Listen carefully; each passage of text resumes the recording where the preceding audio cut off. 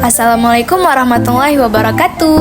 Halo semuanya, perkenalkan saya Nurul Zafira. Kali ini saya akan menjelaskan secara singkat sejarah peradaban Islam tentang Islam pada periode pertengahan.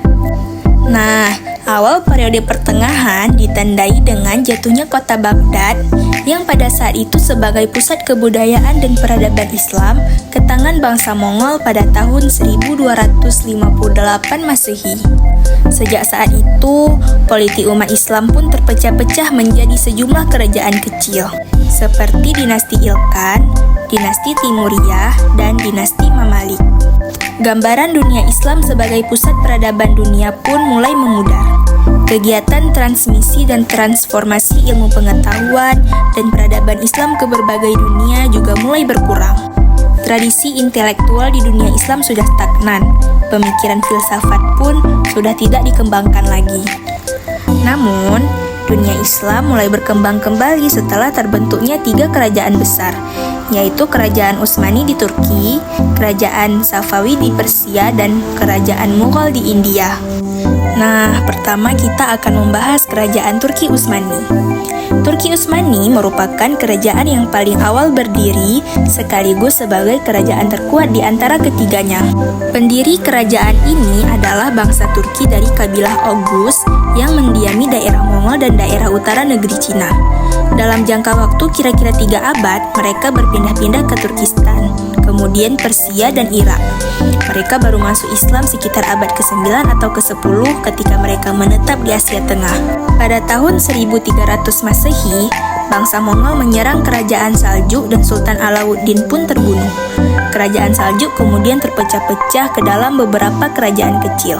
Utsmani kemudian menyatakan kemerdekaan dan berkuasa penuh atas daerah yang didudukinya. Penguasa pertama adalah Utsman yang disebut juga dengan Utsman I. Turki Utsmani mencapai kejayaannya pada saat kerajaan ini dapat menaklukkan pusat peradaban dan pusat agama Kristen di Bizantium, yaitu kota Konstantinopel.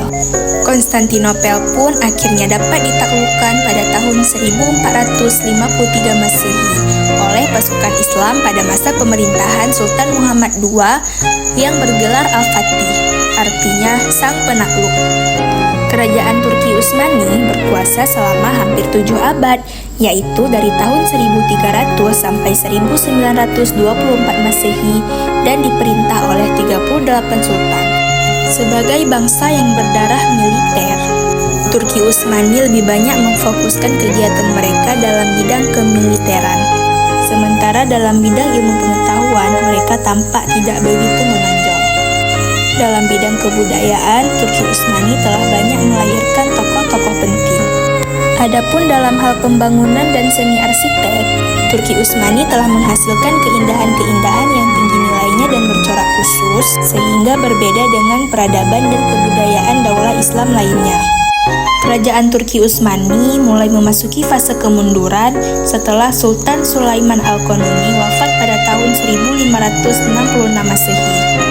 Turki Utsmani pun menjadi lemah dan mengalami kemunduran dalam berbagai bidang, sehingga menyebabkan Eropa tanpa segan-segan menjajah dan menduduki daerah-daerah Muslim yang dulunya berada di bawah kekuasaan Kerajaan Utsmani. Yang kedua adalah Kerajaan Safawi di Persia. Kerajaan ini berkuasa antara tahun 1502 sampai 1722 Masehi. Jadi, kerajaan ini awalnya adalah sebuah gerakan tarekat yang didirikan oleh Safiuddin di Azerbaijan. Tarekat ini dinamakan Safawiyah karena berasal dari nama pendiri tarekat ini. Bahkan ketika berhasil mendirikan kerajaan, namanya masih dipertahankan sebagai nama kerajaan. Kerajaan Safawi mencapai puncak kejayaannya pada masa kepemimpinan Ismail. Ia selama 5 tahun mempersiapkan kekuatan dengan membentuk pasukan yang bernama Kizilbas atau pasukan baret merah yang bermarkas di Gilan. Pada tahun 1501 Masehi, pasukan Kizilbas berhasil mengalahkan Akkoyunlu dan berhasil menaklukkan Tibris sebagai pusat kekuasaan Akkoyunlu. Kerajaan Safawi telah berhasil membuat Isfahan menjadi ibu kota dan kota yang indah, yang terdiri dari bangunan-bangunan seperti masjid, rumah sakit, sekolah, jembatan raksasa di atas Zenderut, istana Ki sutun, dan taman-taman wisata yang ditata dengan indah. Dalam bidang seni, gaya arsitek bangunan-bangunannya sangat kentara, misalnya Masjid Shah dan Masjid Syekh Lutfullah. Juga terdapat unsur-unsur seni lainnya, seperti kerajinan tangan, karpet, permadani, pakaian, keramik, tenunan, tembikar, dan seni lukis. Selanjutnya, kerajaan Safawi memasuki fase kemunduran setelah meninggalnya Abbas I pada tahun 1628 Masehi. Kemudian yang ketiga, ada kerajaan Mughal yang berada di India. Kerajaan ini didirikan oleh Zahiruddin Muhammad yang dikenal dengan Babur, yang berarti singa. Ia adalah putra Umar Syekh, seorang penguasa di negeri Fargana Asia Tengah yang merupakan keturunan langsung dari Miran Shah, putra ketiga Timur Leng. Kerajaan ini mencapai puncak kejayaannya pada masa pemerintahan Akbar dan dilanjutkan oleh Jahangir, Shah Jihan, dan Aurangzeb. Mereka adalah raja-raja besar Mughal yang didukung oleh kekuatan militer yang besar. Salah satu perkembangan budaya Islam yang berkembang di kerajaan ini adalah karya seninya yang sangat menonjol, seperti karya sastra gubahan penyair istana, baik yang berbahasa Persia maupun India. Juga terdapat karya-karya arsitektur yang indah, seperti Istana Fatpur di Sikri, villa, masjid-masjid yang megah dan indah seperti masjid yang berlapiskan mutiara, Taj Mahal di Agra, Masjid Raya Delhi, dan Istana Indah di Lahore. Kemundurannya ditandai dengan terjadinya perebutan suksesi kerajaan dan terjadinya sejumlah pemberontakan kelompok separatis Hindu.